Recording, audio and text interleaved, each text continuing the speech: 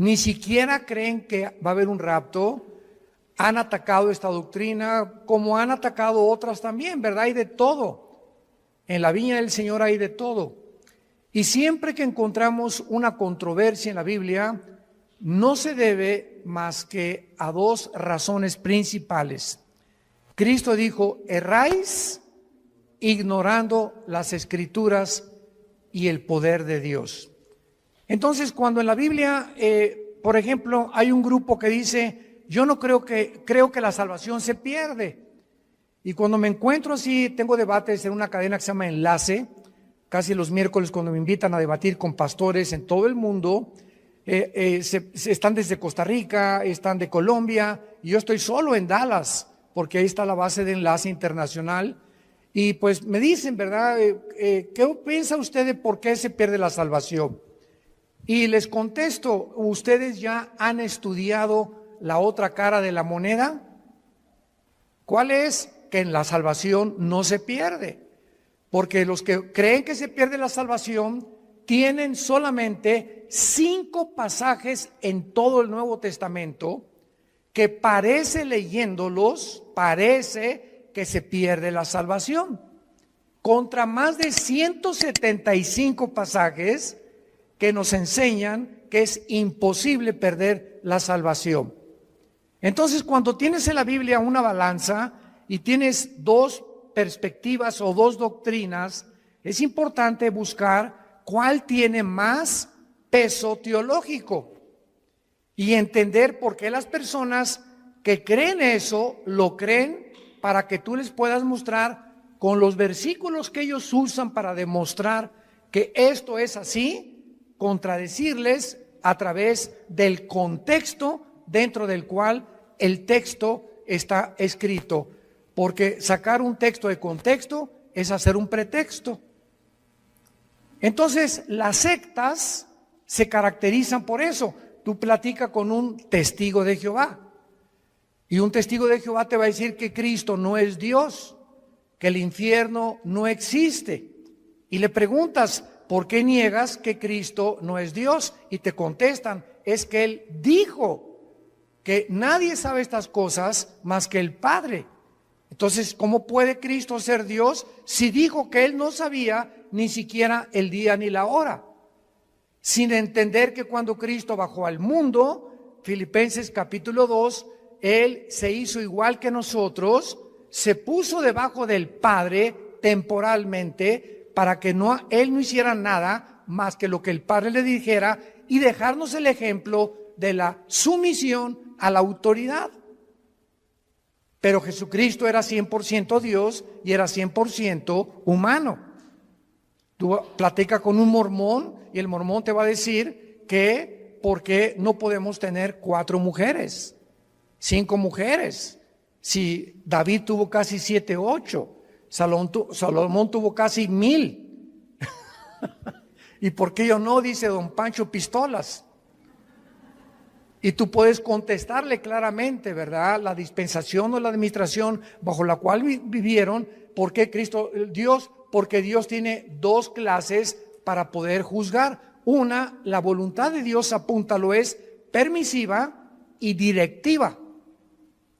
Entonces, el hecho que Dios permita algo no significa que sea la voluntad de Dios. Una muchacha llegó un día y me dice: ¿es por qué me permitió casarme Dios con este patán de esposo que me golpea, etcétera, etcétera? Si yo le pedí a Dios, y le dije: porque tú aceptaste casarte con él, y tú sabías perfectamente bien lo que hacías, tenías 2 años sin ir a la iglesia cristiana y te casaste con el primer camión que pasó por ti. Entonces Dios lo permitió, pero no era la voluntad de Dios. Porque si tú hubieras permanecido en la voluntad de Dios, Dios te hubiera dado la persona que Él quiere desde antes que naciéramos, que nos acompañara en nuestra vida matrimonial. Entonces tenemos que comprender eso.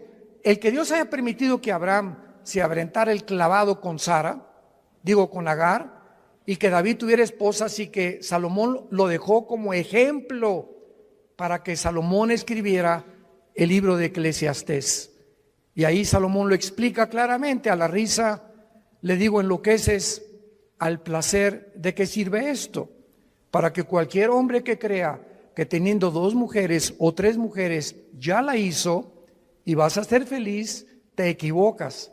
Porque las cosas que se escribieron para nuestra enseñanza se escribieron a fin que a través del ejemplo de los hombres y mujeres que Dios exhibe con sus pecados en la Biblia, veamos que por eso la Biblia es un libro de santidad. Muy bien, vamos a abordar esta doctrina del rapto de la iglesia. Primera de Tesalonicenses 4, del 13 al 18. Pablo les dice a esta iglesia: no queremos, hermanos, o tampoco queremos que ignoren acerca de los que duermen. Dios no quiere que ningún cristiano ignore qué pasa después de morir. No quiere Dios que nosotros ignoremos qué hay después de la muerte, para que no nos comportemos como la gente que, como no sabe qué hay después de la muerte, como mi abuelita, se murió uno de sus hijos de mi abuela materna y se vistió de negro 8 meses sin salir de su casa para guardar luto. Háganme ustedes el favor. ¿Por qué lo hizo y por qué lo hacían nuestros abuelos o abuelas? Por la ignorancia de saber qué es la muerte y cómo debemos comportarnos delante de la muerte. Entonces así comienza Pablo escribiéndoles a estos hermanos: no quiero que ustedes ignoren acerca de los que duermen. La palabra dormir se usa para morir en el Nuevo Testamento, y vamos a demostrar que una persona cristiana que se muera nunca pierde su conciencia de su existencia. Todas las personas que vamos a ver en la Biblia en esta tarde, vamos a demostrarles que cuando murieron estaban conscientes, pero su cuerpo es el que duerme en la tumba, es la resurrección de los muertos. Pero el alma y el espíritu, en el momento de la muerte, nos vamos inmediatamente, salen del cuerpo, lo vamos a ver, a la presencia de Dios. Si tú mueres sin Cristo en esta noche, o mañana, o dentro de un mes, tu alma y tu cuerpo y tu espíritu se salen y descienden al centro de la tierra, al Sheol, o en el Nuevo Testamento con la palabra Hades, que son diversos compartimentos. Es como una prisión en el centro de la tierra donde están esperando millones de espíritus el juicio del gran trono blanco de Apocalipsis 20 del 11 al 15, que es el juicio de los incrédulos. Y cuando acabe el milenio, Dios los va a sacar del Sheol, van a estar enfrente de Él, parados, ya no hay oportunidad de hincarse, ya no hay oportunidad de pedir perdón, y Dios va a abrir los libros y les va a demostrar con los ángeles y con nosotros como jurado. 1 Corintios 6, del 3 al 4, somos el jurado en el juicio de Dios, porque Dios hizo un lugar que se llama el infierno. Y si no hubiera un infierno, el Dios de la Biblia sería un monstruo, porque si no hay un castigo para las gentes que no fueron castigadas en la vida, pues entonces se salieron con la suya, porque nadie los castigó. Se empanzonaron y crecieron y se rieron y se emborracharon y violaron niños y fueron pederastas y violaron mujeres y tuvieron 3 o 4 y abandonaron sus matrimonios y dieron mal ejemplo a sus hijos y robaron y se aprovecharon de su puesto como políticos, etcétera, etcétera, y de repente se mueren en un accidente o les da un ataque al corazón. ¿Y qué? Y vivieron como, hasta le da envidia a los cristianos cuando muchos incrédulos viven como viven. Pero la Biblia dice que hay un juicio, y de este juicio no se escapan nadie, porque Dios no puede ser burlado. No quiero que ignoren acerca de los que duermen, porque para que no nos entristezcamos como los otros, o sea, como los que no son cristianos, que no tienen esperanza. Entonces, cuando se muere un cristiano, hay lágrimas, y nunca te aguantes. Ahora está demostrado psicológica y neurológicamente que cuando una persona reprime sus emociones, algo sucede que comienzas a descomponerte emocional y mentalmente. Y puedes llegar a depresiones gravísimas. Entonces, Dios nos dio la capacidad de llorar. Y si alguien se murió, no te aguantes, llora. Y desahógate todo lo que puedas. No te aguantes cuando tienes ganas de llorar, llora. Pero al mismo tiempo que lloramos, hay una compensación de saber que mi primo, mi hermano, mi papá está en un lugar muchísimo mejor que si se hubiera quedado en Querétaro. Está feliz con el pandero, si fue cristiano, etcétera, etcétera. Y hay una tristeza porque es un ser que ya no nos vamos a volver a ver. Como dijo el hermano Luis Palau, hace unos meses que acaba de morir de cáncer, grabó un video que me atravesó el corazón. Y Luis Palau dijo antes de morir, semanas antes de cáncer, yo quisiera que toda mi familia se fueran en el mismo avión conmigo. Así lo dijo, en el mismo avión. Pero yo me voy adelantando y me van a alcanzar después en otro avión ellos. Pero estoy contento porque voy y sé a dónde voy. Porque sé que me está esperando Jesucristo. Y el momento que cierre mis ojos y que mi alma salga, me olvido de todo y descanso verdaderamente por toda la eternidad. Entonces, este pensamiento lo trajo Jesucristo, porque tenemos esperanza. Entonces, Dios no quiere que vivas como los que no tienen esperanza, que le lloran a sus muertos 6 meses, 1 año, 2 años de luto. Esto es absurdo y ridículo para un cristiano. Versículo 14, porque si creemos, vean el sí condicional. Si realmente tú crees que Jesús murió y resucitó, así también, vean con mucha atención esto, así también traerá Dios con Jesús a quienes.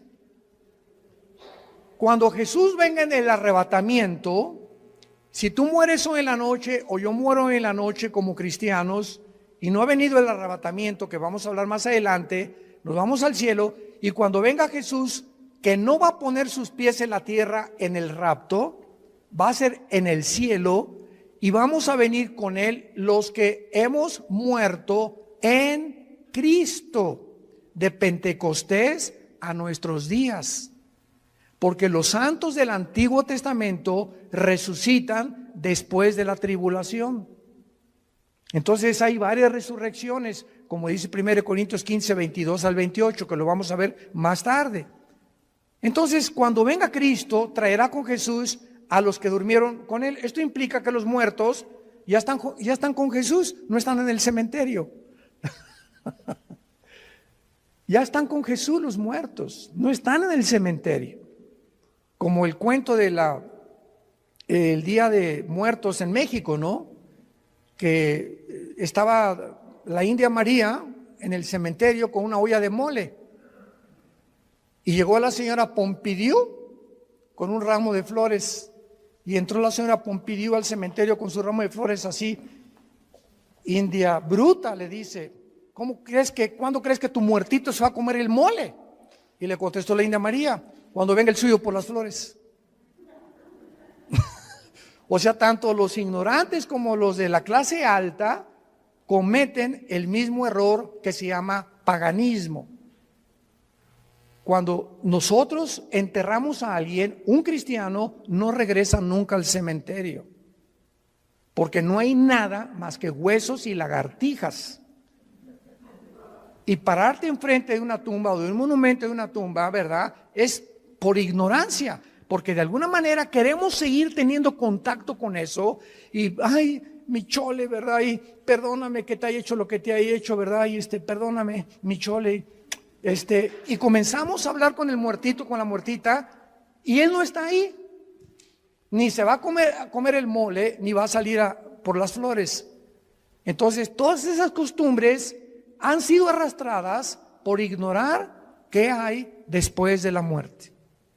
Y Jesús vino a abrirnos los ojos y el entendimiento para que vivamos con una vida de la verdad y del conocimiento. Versículo 15, por lo cual, entramos en materia, os decimos esto en palabra del Señor. O sea, Jesús le reveló a Pablo lo que vamos a leer. Que nosotros que vivimos, que habremos quedado hasta la venida del Señor, no precederemos a los que durmieron, porque el Señor mismo, con voz de mando, con voz de arcángel y con trompeta de Dios, descenderá del cielo, y los muertos en Cristo resucitarán primero. Luego nosotros los que vivimos, los que hayamos quedado, seremos, apunta la palabra en tu Biblia, arpazo, tal como suena con Z, arpazo, como el arpazo de un tigre o el de un león que hace esto para arrebatar la carne. Y esta palabra se tradujo arrebatados y significa ser sacado o quitado de en medio súbitamente. Por eso se llama rapto, viene del latín raptarus.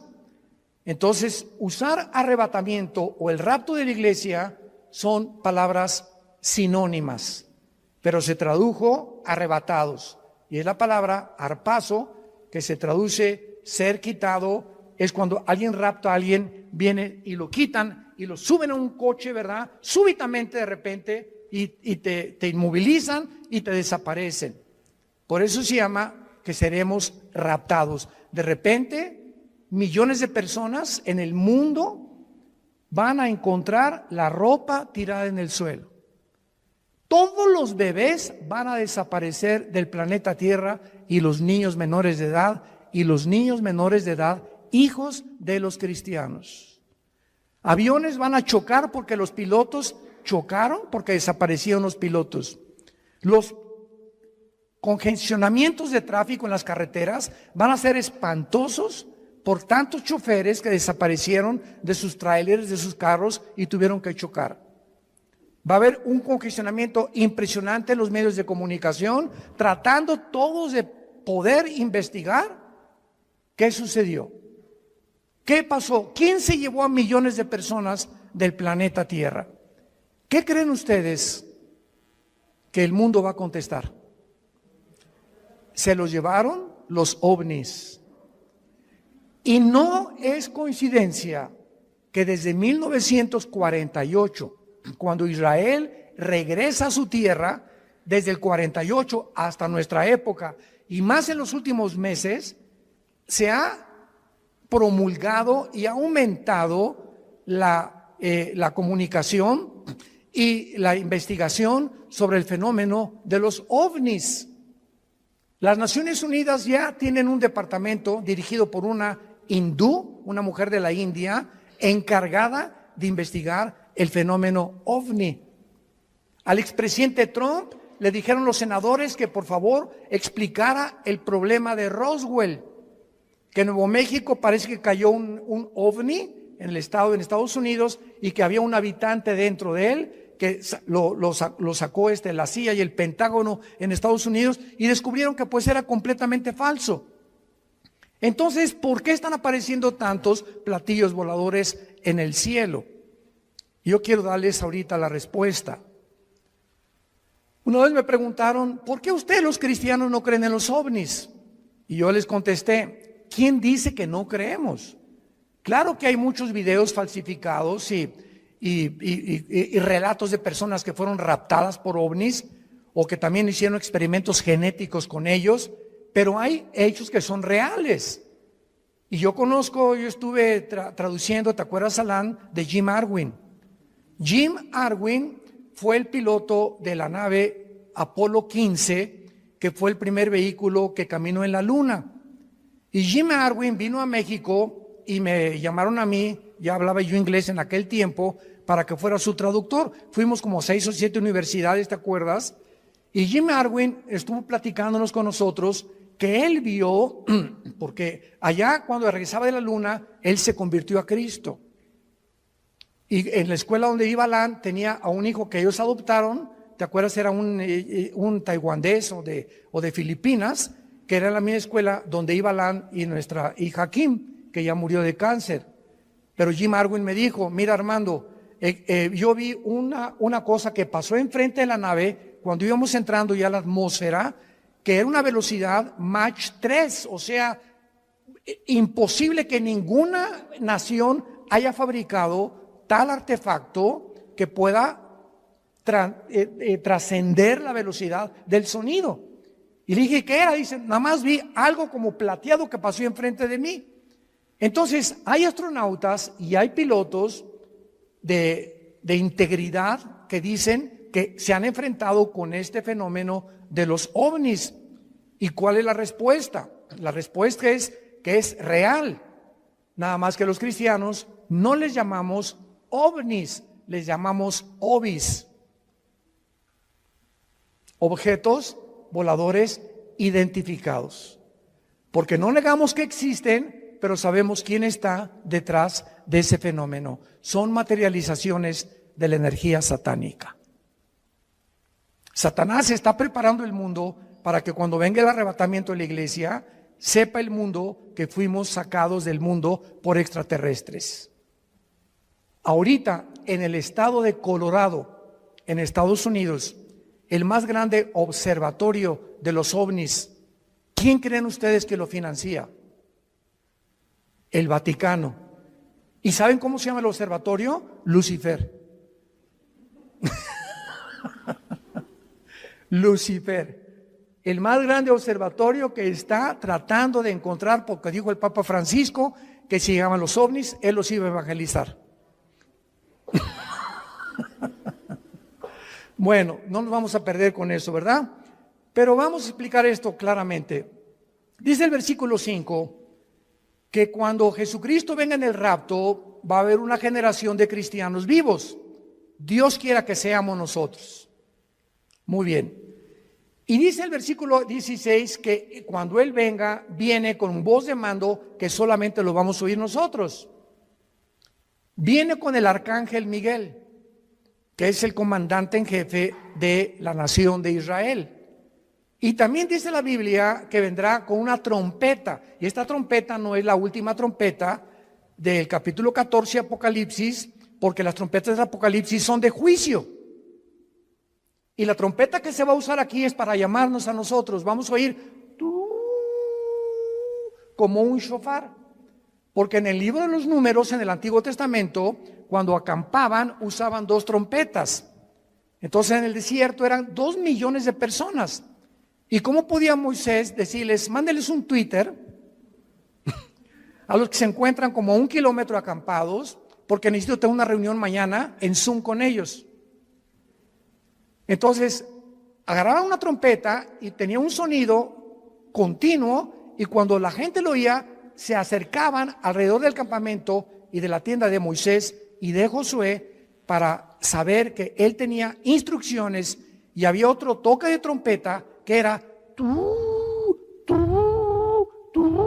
que era repetido, que significaba empaquen porque nos vamos, estamos cercanos por el enemigo. Entonces uno era para reunir al pueblo y el otro para huir, porque tenían que cambiarse de lugar porque sentían que venían enemigos contra ellos. Y el toque de trompeta que vamos a oír es para reunirnos con Jesús. No puede ser la trompeta del Apocalipsis. Esto es muy importante para poder saber, porque he oído que han dicho que es la última trompeta del Apocalipsis, y esas son trompetas de juicio. Entonces dice la Biblia, Cristo descenderá del cielo, versículo 16. Y noten ustedes que los primeros en encontrarse en el aire con Cristo serán los muertos, pero vean ustedes, en Cristo. O sea, desde Pentecostés hasta nuestros días se formó la iglesia. La iglesia no existía en el Antiguo Testamento, no existía en los evangelios. Fue cuando en Pentecostés, bajo el Espíritu Santo, que se formó el cuerpo de Cristo. Y ahora la iglesia somos seres humanos que estamos en Cristo, injertados en Él. Dice Efesios 5, somos parte de sus huesos y de su carne de Cristo, es el cuerpo místico de Cristo. Entonces, en el rapto, si nosotros estamos vivos y viene ahorita a las 7:30 de la noche y oímos, vamos a oír, ¿verdad? Nada más nosotros, un sonido, y de repente, en un abrir y cerrar de ojos, estamos en el cielo con Él, ya Él viene con todos tus parientes que murieron antes que nosotros en Él. Los santos del Antiguo Testamento resucitan después de la tribulación. Y este orden, porque dice en 1 Corintios 15, 22 al 28, que hay un orden establecido por Dios para la resurrección de los muertos. Primero Cristo, las primicias, después los que son en Él. O sea, la iglesia que somos nosotros. Y dice la Biblia, luego nosotros los que vivimos, los que quedemos, seremos arrebatados juntamente con ellos en el aire. El rapto es en el aire, Jesús no baja. La segunda venida baja y planta sus pies en el monte de los olivos. Zacarías capítulo 14, del 12 en adelante. Cristo pone sus pies en el monte de los olivos donde fue crucificado. Y dice Zacarías 14, se va a hacer un valle de sur a norte y de oriente a occidente. Se va a hacer una cruz en el suelo. Va a ser como una hendidura que se va a hundir la tierra formando una cruz cuando Cristo venga y viene con nosotros, Apocalipsis 19, a establecer su reino. Son dos eventos completamente diferentes. Veamos el otro pasaje en 1 Corintios capítulo 15, versículos 51 al 53. Pablo comienza diciendo, les digo un misterio. El rapto de la iglesia, síganme con mucho cuidado, era desconocido por los judíos. Ningún profeta del Antiguo Testamento habló del rapto de la iglesia, que habría un grupo de personas que no íbamos a morir. Era desconocido bajo el Antiguo Testamento. En los evangelios no se encuentra, en Mateo, Marcos, Lucas y Juan, no se encuentra el rapto. Más que cuando Jesús dice en Juan 14, voy a preparar una morada para ustedes y vendré y os tomaré a mí mismo. De una forma indirecta, la palabra os tomaré a mí mismo, que es en el griego paralambano, apúntalo, paralambano significa ser sacado y unido a Cristo.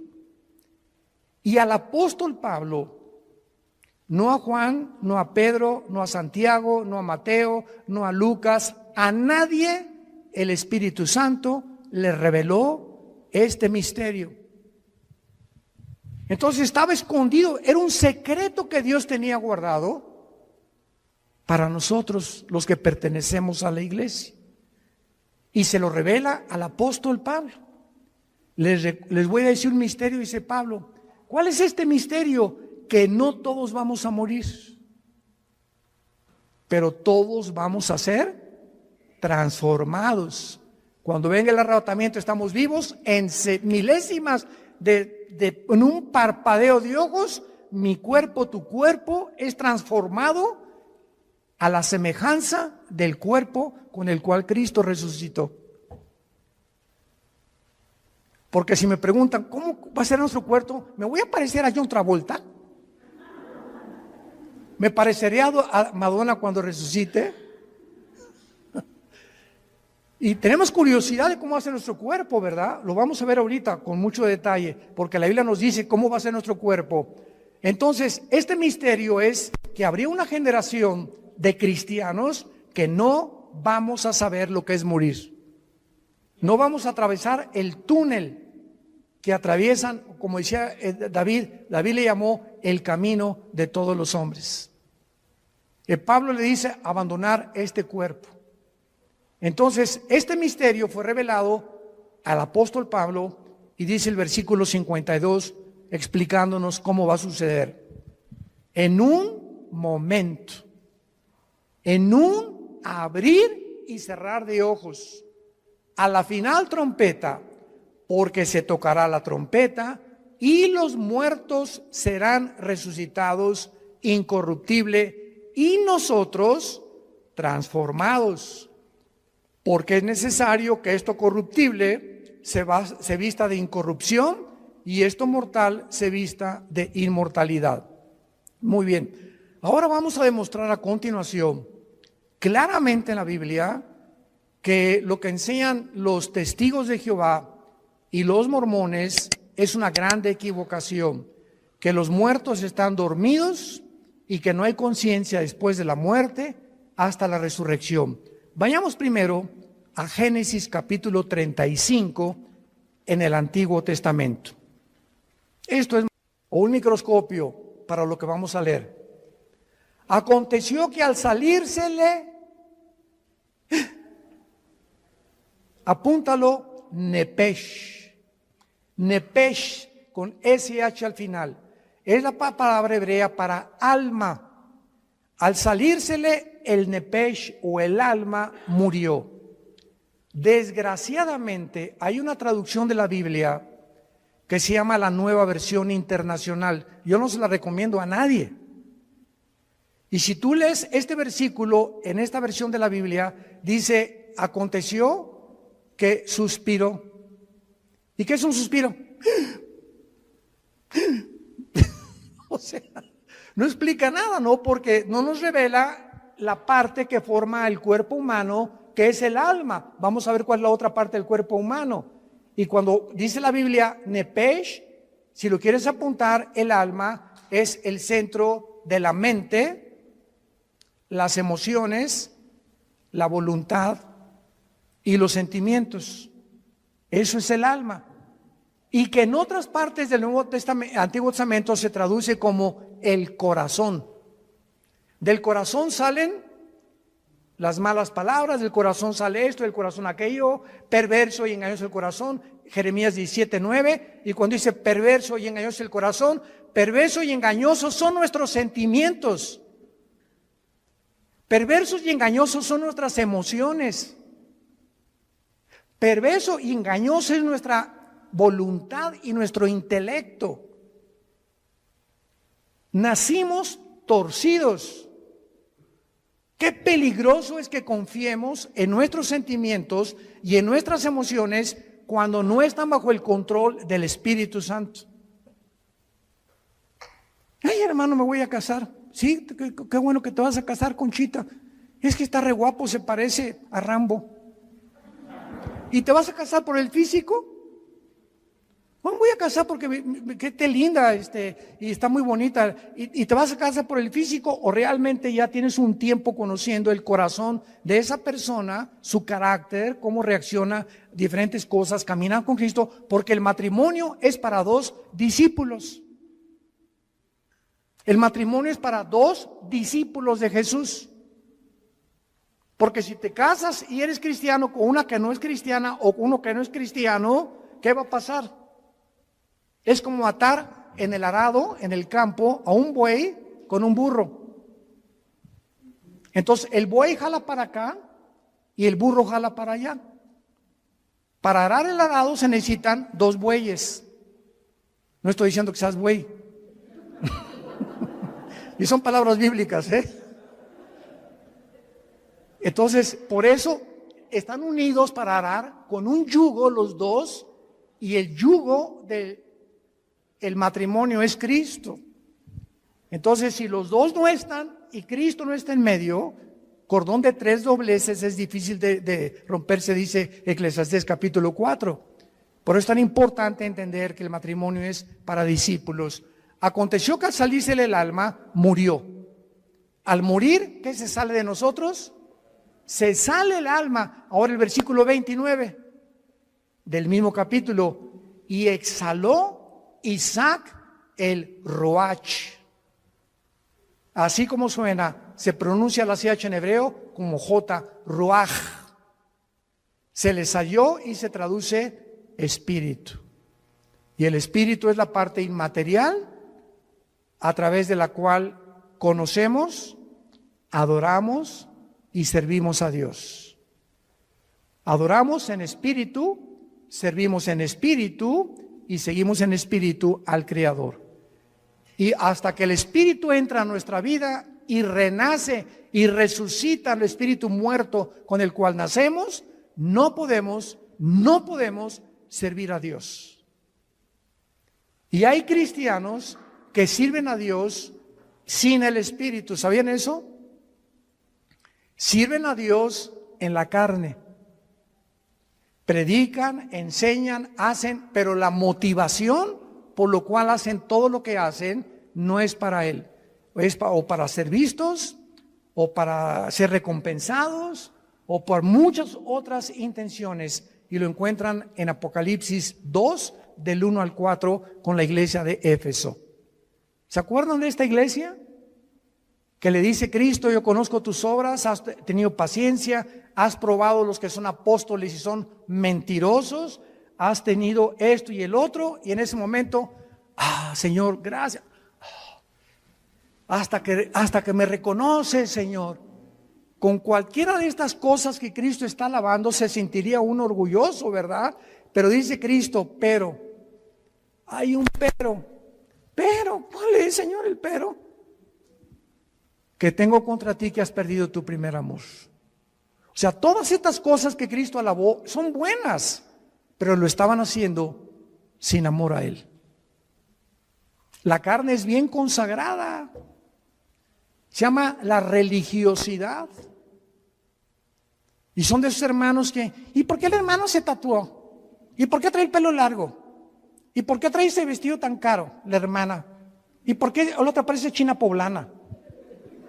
¿Y por qué esto y por qué el otro? ¿Y por qué se ponen aretes? ¿Y por qué celebran la Navidad? Dios mío, santo, no sé a qué virgen invocar. Que no hay ninguna, ¿verdad? Pero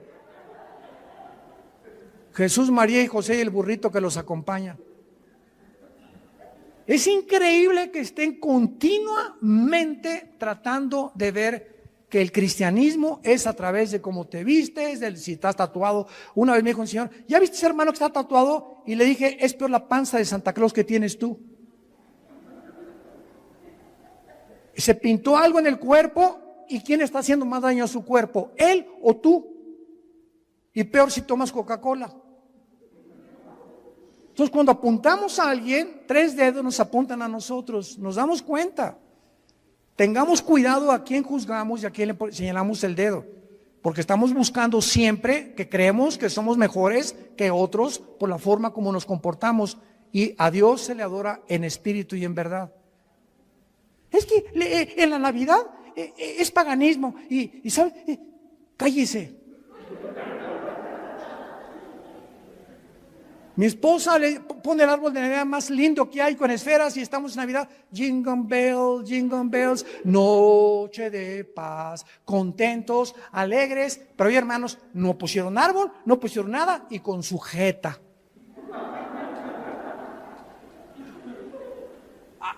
Imagínense en el cielo, Dios al arcángel Miguel, búscame a los que pusieron arbolito y les pones una tacha. ¿Se imaginan ustedes que así Dios calificara la vida espiritual de nosotros? Los que pusieron y los que no pusieron, los que toman vino y los que no toman vino, los que están tatuados y los que no están tatuados. Dios ve el corazón. El gozo y la paz en el espíritu que tengamos y la comunión con Él, eso es lo que Dios busca en nosotros. Ahora veamos en Filipenses capítulo 3, ya que hemos visto que al morir se sale el espíritu y el alma, no estamos dormidos. ¿Cómo será nuestro cuerpo cuando nosotros resucitemos?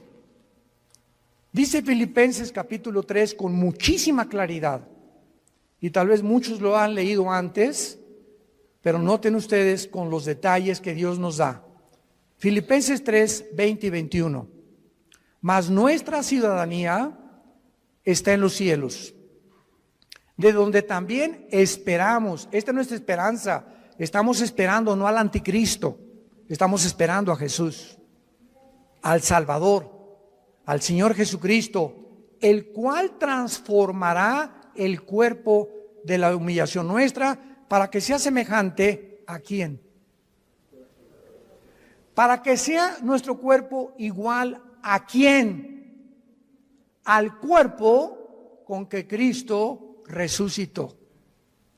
Muy bien, ya tenemos una pieza clave para saber que cuando resucitemos, nuestro cuerpo tendrá las características que tenía Cristo cuando Él resucitó. Muy bien, ¿cuáles características tenía Cristo cuando Él resucitó? Número 1, cuando Jesús estaba abriendo sus brazos en la cruz, los romanos tenían la orden, y era de pena de muerte, de asegurarse que el crucificado, antes de que lo bajaran, estuviera muerto. Y como muchas veces se desmayaban por el dolor, lo podían bajar creyendo que estaba muerto. No hay las pruebas clínicas que hay en el siglo XXI para mostrar que una persona está muerta. Entonces lo que hacían los romanos era romperles los meniscos con un mazo grandísimo en las rodillas, los meniscos de las rodillas. Entonces el crucificado tendría que caer y asfixiarse. Y si no estaba muerto, moría por asfixia. Y entonces así se aseguraban de que la persona estaba muerta. Pero estaba escrito en Deuteronomio que a Jesús no lo romperían los huesos. Y cuando se acercó un soldado a Cristo para romperle los huesos, un centurión romano le había dicho al soldado: detente, yo voy a hacerlo de otra manera. Agarró una lanza y lo atravesó de la izquierda a la derecha, todo el diafragma y el corazón de lado a lado, para asegurarse que estaba muerto. Y el apóstol Juan en el Evangelio escribe esto: vi salir, porque él estaba en la cruz con María su madre y con María Magdalena, son los únicos que estaban en la cruz, y otra mujer, vi salir una gota de agua mezclada con sangre. Esto lo escribió Juan hace 2000 años. Y la cardiología moderna, un cardiólogo te da testimonio y te da evidencia que cuando se mezcla el agua con la sangre, implica la rotura del pericardio. ¿Qué es el pericardio? Es una capa que envuelve el corazón, y cuando se rompe produce un derramamiento de agua mezclada con sangre, lo que implica que cuando Jesús fue atravesado con la lanza ya estaba muerto. Y ahora quiero hacerles una pregunta a todos ustedes, que me encanta hacérselas, sobre todo a los teólogos, aquí a los calvinistas y a los arminianos, y yo que aquí, que se me diga, a ver. ¿De qué murió Cristo?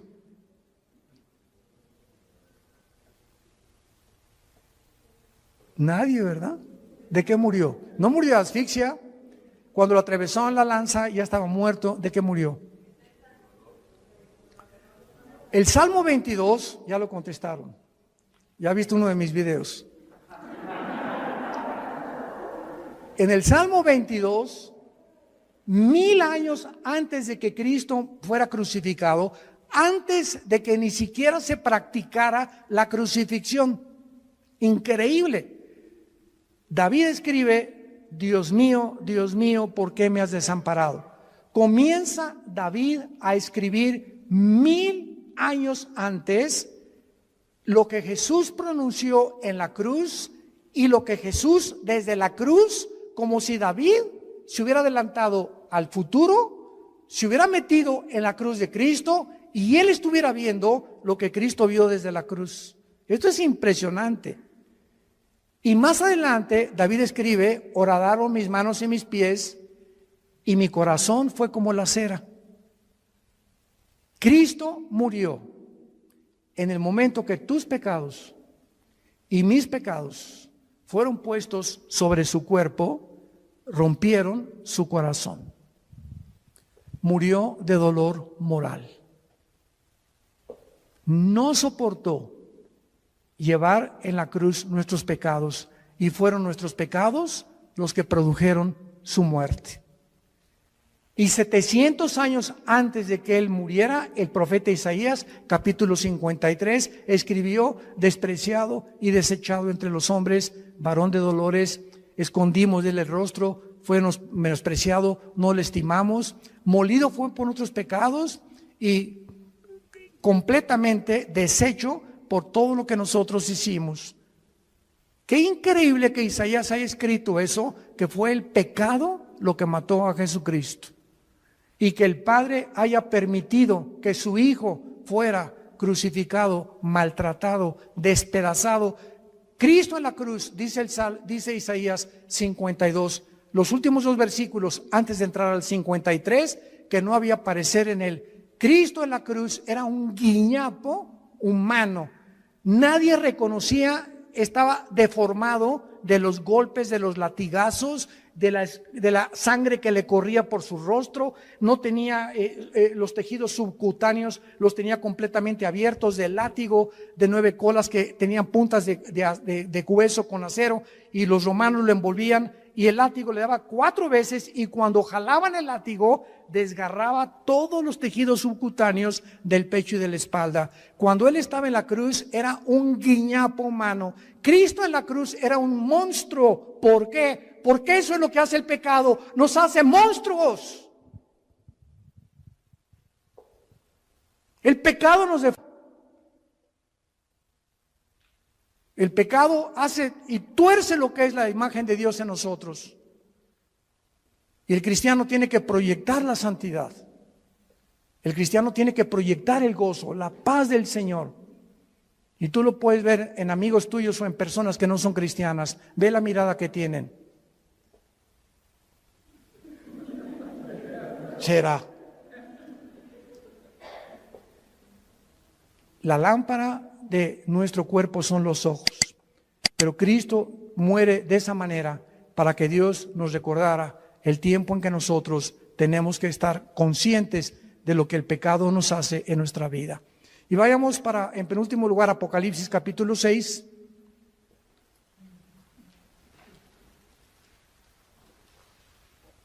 Molido por nuestros pecados. Qué tremendo. En Apocalipsis 6 vemos otra evidencia de que cuando morimos no estamos dormidos. Capítulo 6, versículo 9 en adelante. Cuando abrió el quinto sello, vi, dice el apóstol Juan, vi bajo el altar las almas de los que habían sido muertos por causa de la palabra de Dios y por el testimonio que tenían. ¿Cómo podía Juan ver en el cielo cuando la sangre y la carne no pueden heredar la corrupción? ¿Cómo pudo Dios llevarse a Juan al cielo?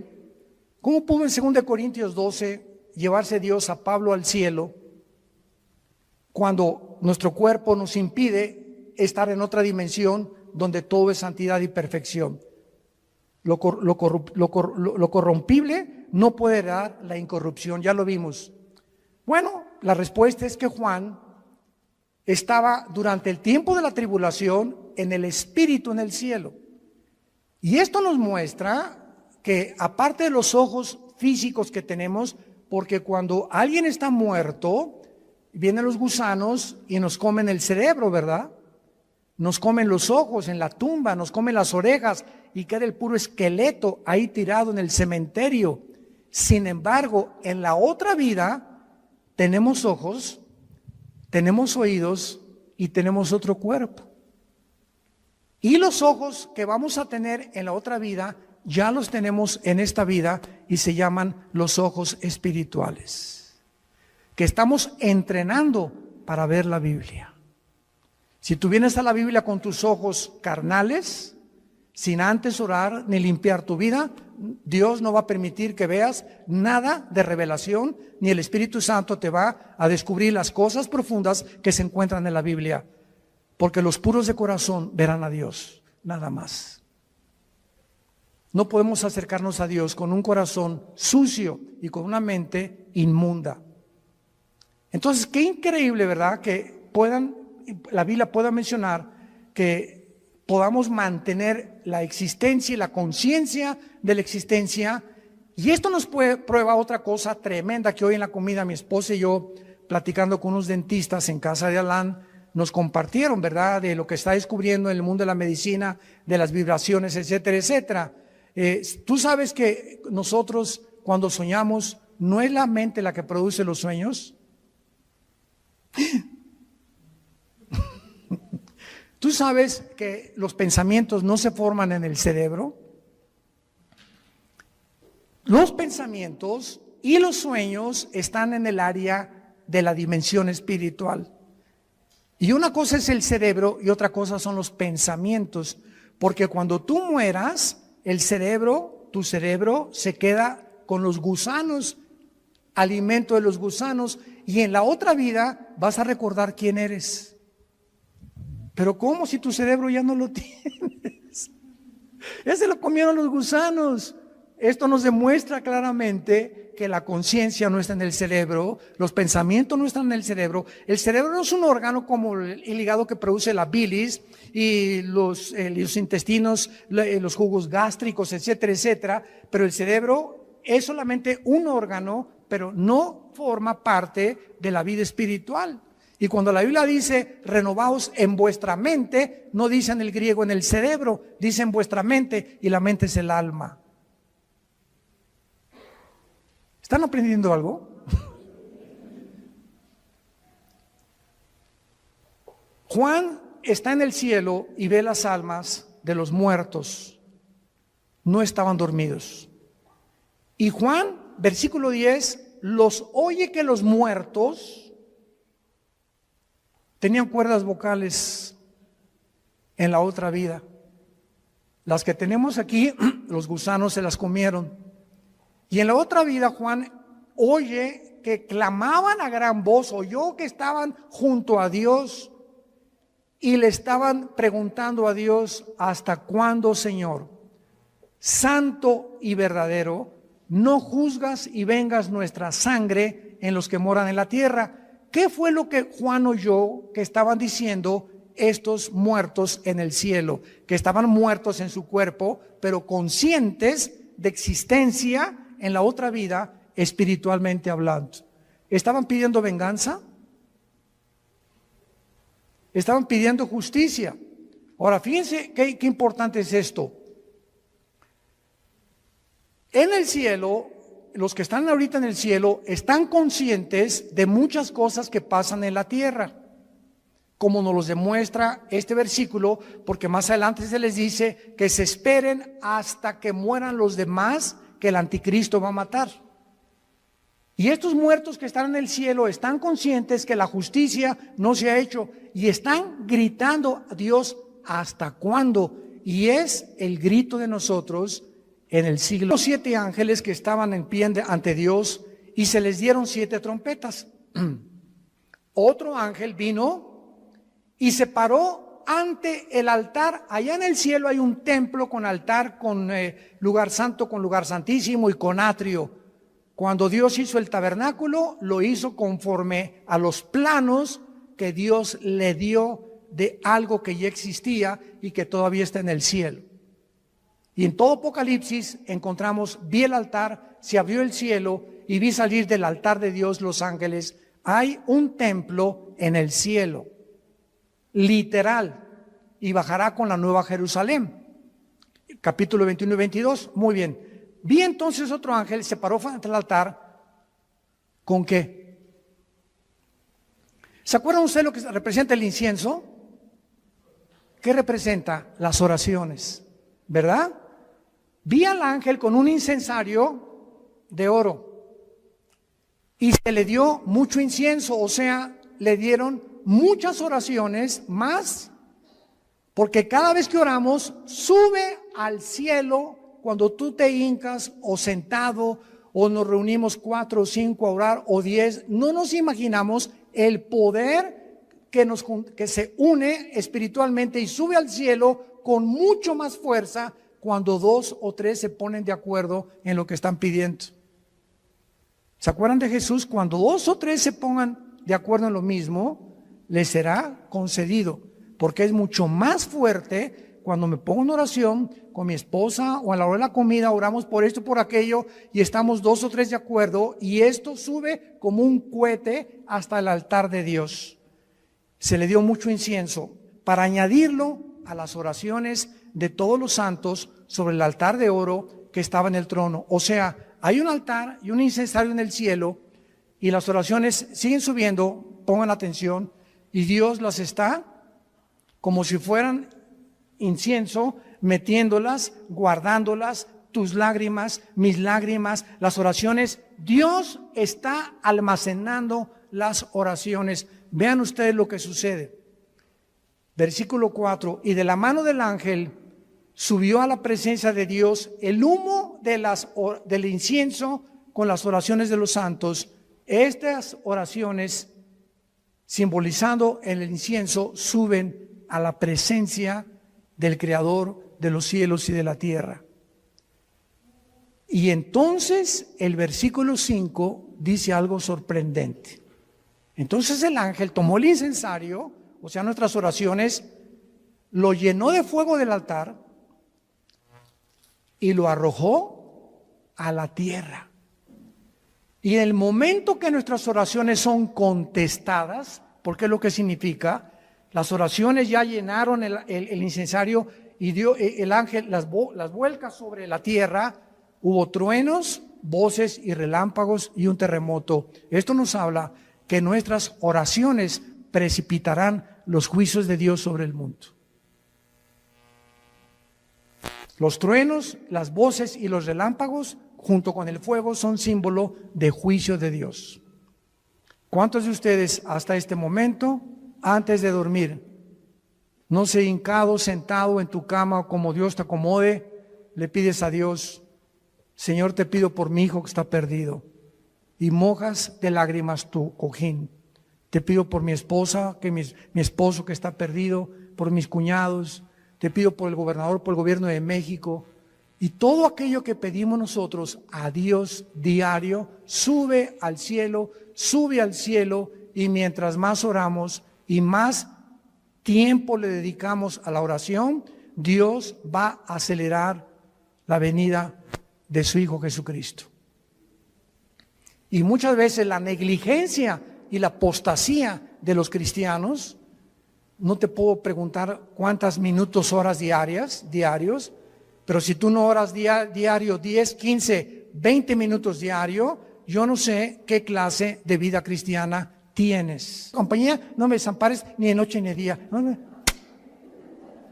Agarra un perico y grábale una grabadora mejor, o cuando oran, y te pido por estos alimentos y por los que no lo tienen, que se los des. ¿Qué clase de oración es eso, por el amor de Dios? Ni los pericos oran así. Te pido que les des alimento a los que no se leen. Oye, pobre Dios, sin falta de misericordia, dales alimento a los que no lo tienen. ¿Y tú crees que te va a contestar Dios? A ver, Miguel, búscate a todos los pobres de África y mándales un sándwich. Oramos tantas vaciedades. Espíritu Santo, baja, como dice la canción. ¿Cómo que baja? ¿Los tienes dentro de ti?